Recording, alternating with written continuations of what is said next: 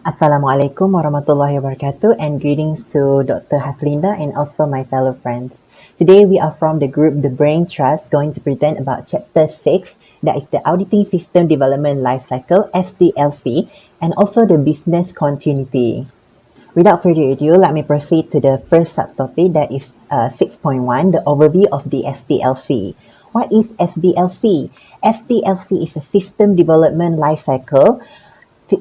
This life cycle is a conceptual model which includes policies and also procedure for developing and also iterating system through their life cycle. SDLC is also used to analyze to develop an information system. And in SDLC include a few activities, that is requirements, design, implementation, testing, development, operation, and also the maintenance. SDLC is a systematic approach with explicit breakdown to work into phases that require the implementation either new or modified information system. The first phases is the planning phases, which we obtain approval for the project, initiate and also assess feasibility and also plan a schedule ahead. Also, next phases is the analysis phase, which we understand what is the business need and also what is the process need. Next phases is the designing phases, which we define solution based on the requirement and also the analysis decision based on previous phase, that is. And also for the implementation phase, which we construct, test, and we train the user to use the system and also how we install the new system in the business premise. Next is the final stage is the maintenance phase, which we keep the system healthy and also help improve and support the system. As I explained before in the simple form, this slide shows that the phases of the SDLC in more detail, which first phases is the planning phases, where we define the problem and scope of the existing system, overview of the new system, and determine what is the objective for the system planning system project, and confirm the project feasibility and produce the project schedule, of course. During this phase, threats, constraints, integration, and the security system also must be considered, and a feasibility report for the entire project is created at the end of these phases. Next is for the analysis phases, which we gather, analyze, and validate the information, and also define the requirement and prototype of the new system, and evaluate the alternatives and prioritize the requirement. Next is for examining the information needs of the end user and enhance the system goals. And of course, next is the SRS, which the software requirement specification document, which specify the which software, hardware, functional, and also network requirement of the system will be prepared at the end of these analysis phases. For the design phases, it includes a design of application, network, database, and also interface and the system interface.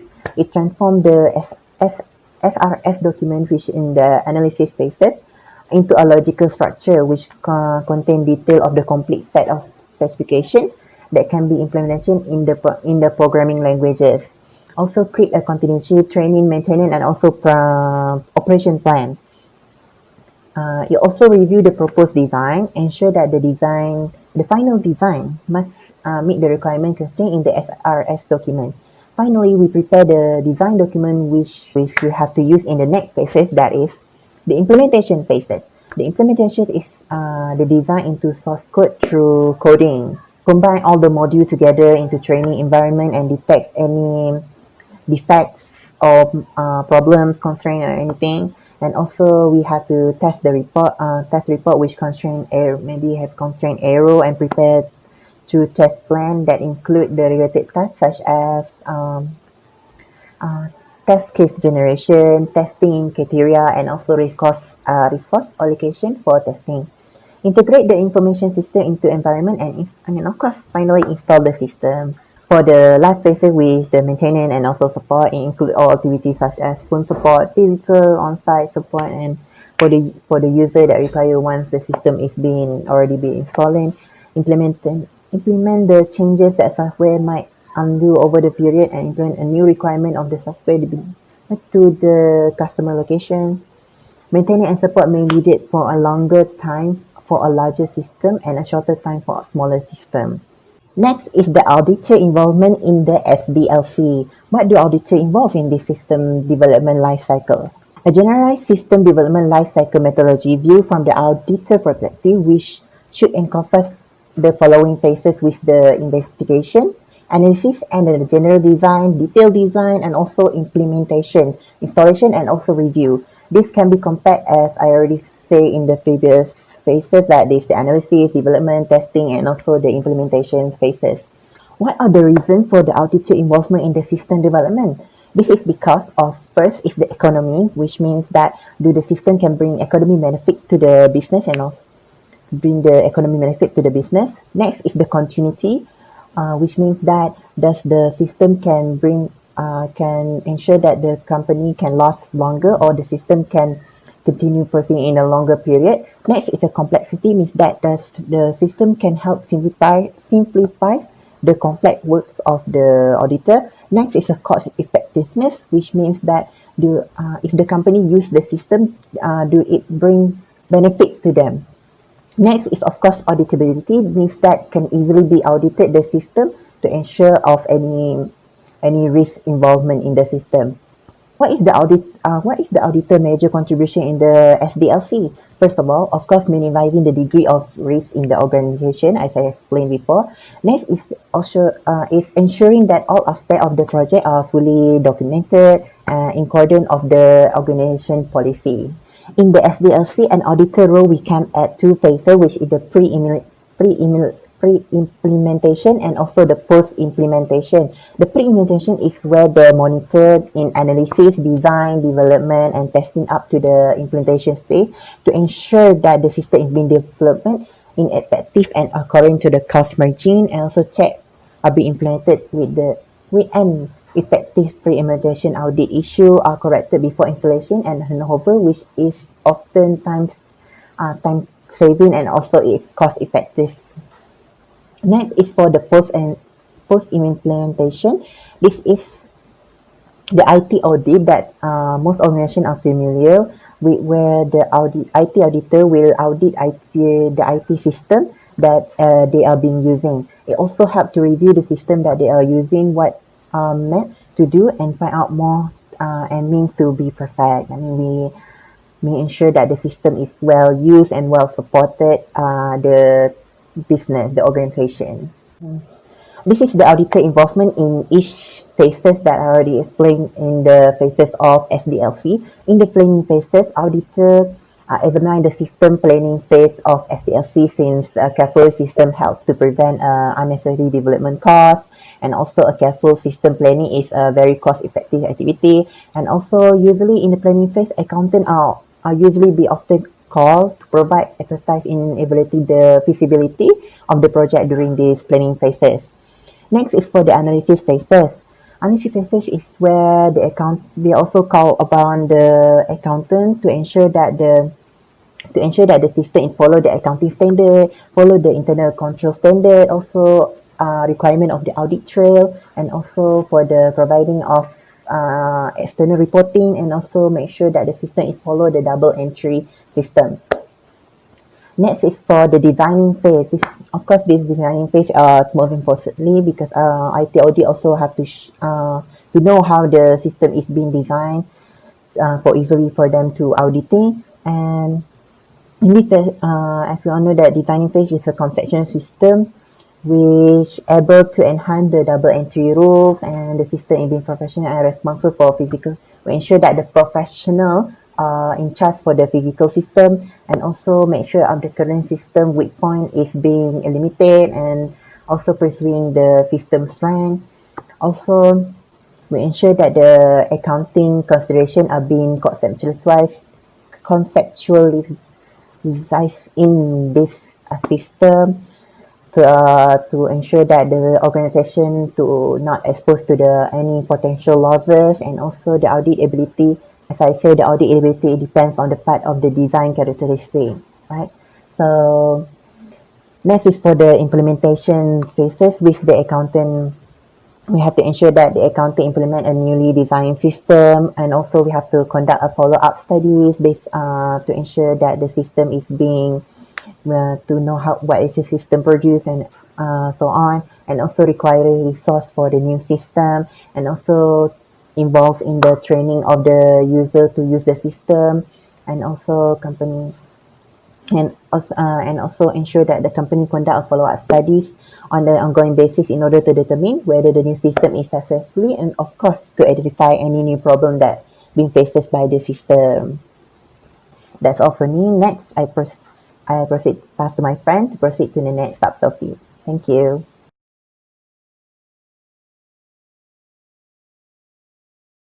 Now we move on to the IS standard and guidelines of SDLC. The first part will be the background of SDLC. For the linkage of the standard to SDLC is based on the standard S6 performance of audit work, which stated that the IS auditor should obtain sufficient, reliable and relevant evidence in achieving the audit objective. From there, the audit finding and the conclusion is need to be supported by the appropriate analysis and evidence. This standard is follows up by Guideline G14, Guideline G17 and Guideline G20. The next part is the purpose of the guideline. The purpose of the guideline is to give guidance to the IS auditors in reviewing the SDLC itself. The next part would be knowing what SDLC is all about. The definition of System Development Lifecycle, or we call as SDLC, is the process of multiple stages. The use of SDLC is to convert the management need into the application system, which we could either custom develop it, or we can purchase it, or we can do the combination of both. Okay. Next, there are plenty of SDLC risks that we could encounter, such as inadequate controls in the SDLC process, inappropriate technology and architecture, or the insufficient security and controls in the application system. For the last part of risk, it will involve the validation and the audit trails of the system. Okay, for the planning part, there are some matters that need to be considered by the IS auditors. For example, the acquisition, the technology, the size, the objective, and the intended usage of SDLC. IS auditors also need to think about the formal SDLC methodologies and the customized process design adopted.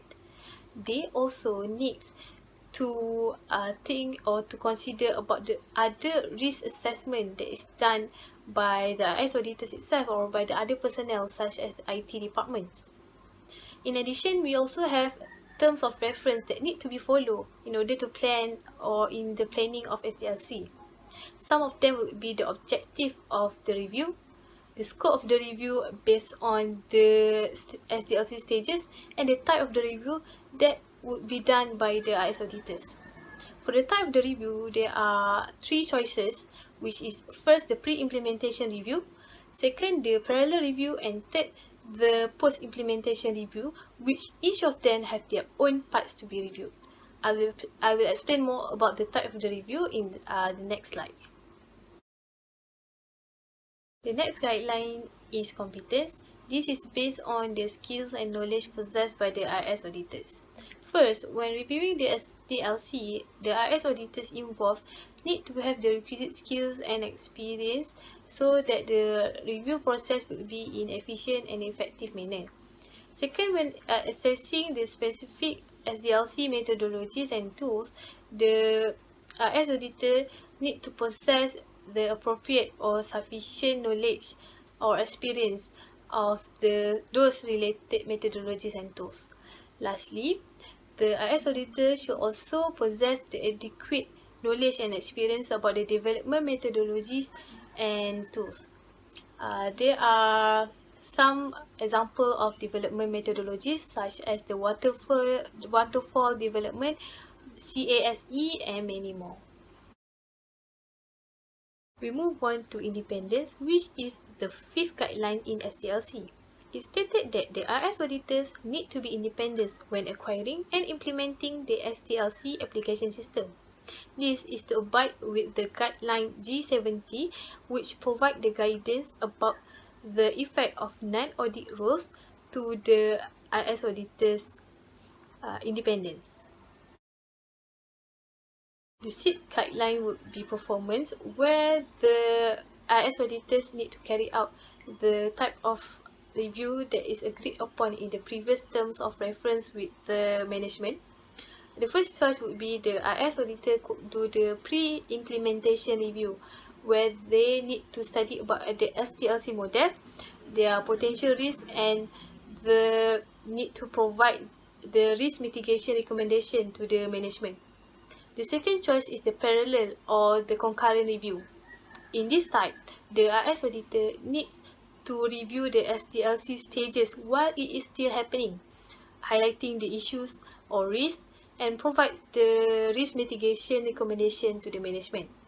The last choice is the post-implementation review, where the IS auditors need to review the SDLC stages after their completion. The IS auditors also need to highlight the issue faced and provides the suggestion to the management about the downstream correction and what to use as their learning tools in the future. Next, for the reporting guideline, the IS auditors need to do the report when the risks or issues are identified. The report needs to be addressed to the management so that the necessary action can be taken. The final report need to have the listing of the risks arise during the review. So, in the report, there should be the following aspects such as the appropriateness of the SDLC, the risk and issues, as well as the cause of effect of the risk, and lastly, the suggested risk mitigation actions within the SDLC. The last guideline would be the timely follow-up by the IS auditor. This follow-up is according to the type of review chosen. For the pre-implementation review and the parallel review, there should be an appropriate follow-up to provide reasonably assurance that the risk mitigation actions are taken in a timely manner. For the post-implementation reviews, the follow-up should focus on the timeliness of the corrective actions in the downstream stages and in the similar future projects. Lastly, all the guidelines are effective for all the information systems audits starting on or after the 1 August 2003, and you all can get this from the ISACA website at the link provided in my slide. Thank you. Hi, Assalamualaikum. I am Nur Farisha binti Sari. My metric number is 252581. So I will discuss about the controlling and auditing system, development, acquisition, and maintenance. Usually, the common causes of the system failure happen because of first, poor of incomplete design. Second, the mismanagement of the available workers. Third is insufficient testing, means that the company do not make a sufficient testing for the system before it was developed. Fourth is lack of user involvement in the system development. Next is inadequate planning and budgeting. Next is lack of maintenance after the system of development. And last one is lack of security over data and programs. Okay, next. Okay, so the system development life cycle consists of first investigation, next requirement analysis and initial design, third acquisition development, next implementation, and the last one is maintenance. So all of these 5 cycles I will discuss later in details. So in this slide, stages of development in the investigation phase, the company must determine the problem and whether a new or modified system is needed to be accomplished. Okay, next in this slide, I will explain detail about the stages of development in the investigation phase, like I mentioned before. So first of all, the company must determine the problem and whether the new or modified system should be accomplished. And next, the decisions made by them also need to be accordance to the policies, and they need to consider whether The cost savings and benefits meets their requirements. And the third is the problem ID and initiation. So they have to make the users involved in this phase okay, so the problem ID and initiation. So in this phase, they have to make the users or their staff to involve in this phase so that it can reduce the semantic gap. Means that the users know how to use the system and what is the problem will occur in the real life system. Okay, so the preliminary survey is how to assess problems, the needs, the alternative, and about the system cost and the system benefits. The feasibility study is a documentation of system review about the hardware and the software. Okay, for in this slide, the stages of development, requirement analysis, and initial design phase. So this is the second phase in the SDLC. So in this phase, it is tested whether the requirement meet the user needs. So in short words, it is tested by looking at the output, the input, and how the system process. Okay, for this slide, the stages of development, acquisition, or development. So this is how the company can make decision whether to make or to buy the system, to outsource or in-house, or make by themselves, or hire a specialist to make their system. Okay, so we continue with the same phase, which is stages of development, acquisition or development. So in this phase, they will look for about the detailed design specification, about the output, the media, the methods, how to use their system correctly, about the testing, how to implement the system into their company. Okay, so I will explain about the important elements in this phase, which is system testing. So I will focus about this element. Okay, about the system testing, before they implement this system, first of all, they have to make an code inspection.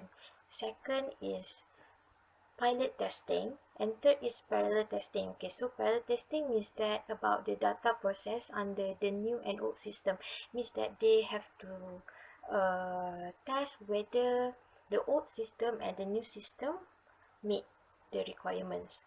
And next one is acceptance testing. So acceptance testing means that it is hand-on by the users, how the system works, about the data timely, to make sure that there is no lost messages or respond also meet their times. Okay, next we move to the next stage, which is stages of development in the maintenance. So in the maintenance, more than 50% of the system's lifetime cost is incurred in this phase, maintenance phase. So they need to control over the subsequent changes, means that what will happen in the future. So maintenance is the most crucial phase for the SDLC. They have to prepare for any emergency changes if any thing happen in future. So the segregation of duties is one of the things that they need to be careful of, and they need to take part in these phases, in this phase, because segregation of duties is one of the steps to prevent fraud. Okay, so what is the auditor roles in this cycle? So the auditor participation in the phases of system acquisition development is a crucial thing. So the auditor will involve in 5 phase, which is investigation phase, design phase, development phase, implementation phase, and also the last one in maintenance phase. So the investigation phase means that the auditor must review the economic feasibility analysis to ensure that how the system control and the audibility established. Second is design phase, means that the auditor will make correction and reprocessing of the rejected transaction, and also have to make sure the accuracy of the program.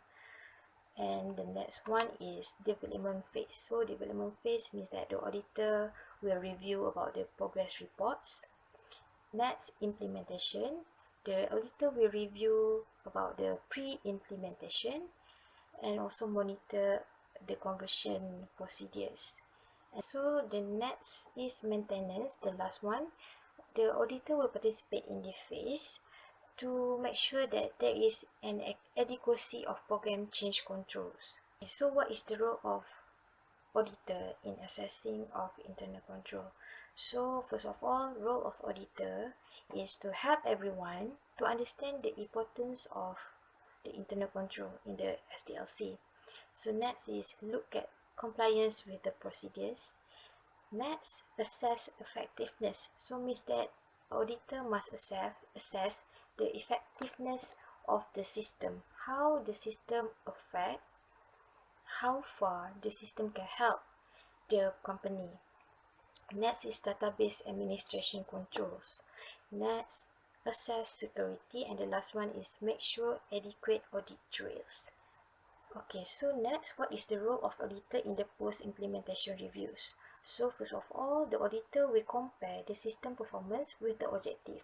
Do the objective of the system meet the system performance? Do it has the same level? So next is the auditor will assess the reliability and accuracy. Do the outputs of the system can be relied on?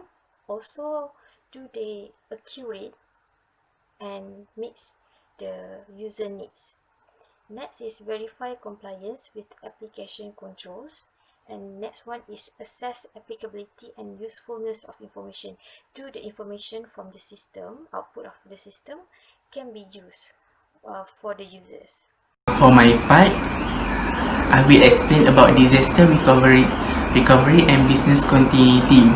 So, the meaning of disaster recovery and business continuity is refer to an organization ability to recover from a disaster and or unexpected event or resume operation.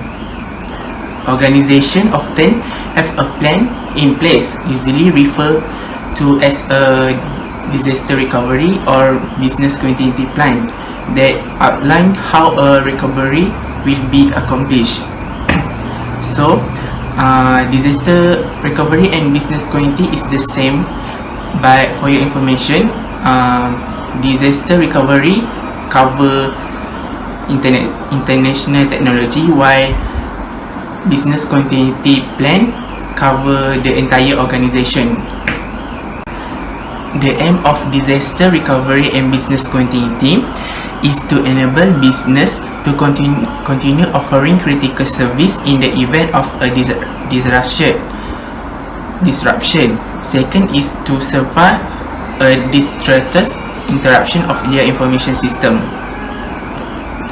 So next, I will explain the business continuity planning, that is BCP. BCP is a process designed to reduce organization business risk arising from unexpected disruption of the critical function or operation that is manual or automated, necessary for the survival of the organization. These include human or material resources supporting this critical function or operation and assurance of the continuity of the minimum level of services necessary for critical operation.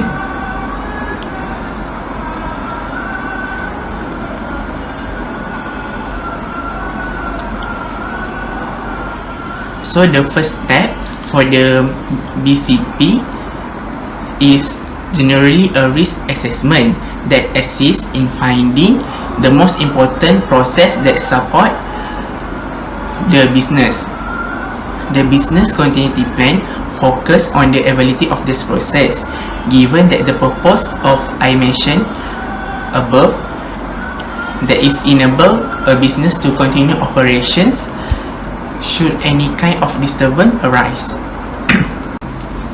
The business continuity plan include three plans, that is disaster recovery plan, operation plan, and restoration plan. For the first one, the disaster recovery plan that is used to recover a facility rendered inoperable, including relocating operations into a new location. The second one is the operation plans that is to be followed by the business unit while recovery is taking place. So the last one is the restoration plan that is used to return operation to normally, whether in a restore or new facility. Okay, the next one is disaster recovery planning, that is DRP. So as I mentioned above, that DRP, everything is the same as BCP, that is business continuity plan, but with the exception that the continuity of the IS processing threatening. IS processing is one operation of many that keep the organization not only alive but also successful, which makes its strategy important. So overall, BCP concept is equal to combination of DRP planning plus continuity of business operation, but it depending on the complexion of organization. There could be one or more plans to address the various aspects of business continuity and disaster recovery. That's all for the disaster recovery business continuity planning. So the next one is disaster recovery and business continuity auditing. Auditing of document covering an organization business continuity and disaster recovery plan provide a third-party validation to stakeholder that documentation is complete and does not contain material misrepresentation. Lack of completeness can result in overlooking secondary effects. So, under auditing disaster recovery and business plan, there is many that IS auditor tasks that needs to do. So here I will explain only three. The first one is evaluating the business continuity plan. This task is to determine their adequacy and currency by reviewing the plans and comparing them to appropriate standards and or government regulation. Second one is the evaluating the ability of IS and user personnel. This task to respond effectively in emergency situation by reviewing emergency procedure, employee training and result of their tests and drills. So the last one is evaluating offsite storage. Why this task is to ensure its adequacy by inspecting the facility and reviewing its contents and security and environment controls. The last one is reviewing BCP. When reviewing the development plan, IS auditor should verify that basic elements of a well-developed plan are evident. Audit procedure to address such basic elements include the history. The first one is obtain a current copy of the business continuity plan or manual. The second one is sample of distribute copies of the manual and verify that they are current, the current one. And the last one is evaluate the effectiveness of the documented procedure for the initiation of the business continuity effort. So that's all from me and my group. If you have any question, you can ask us later. Thank you.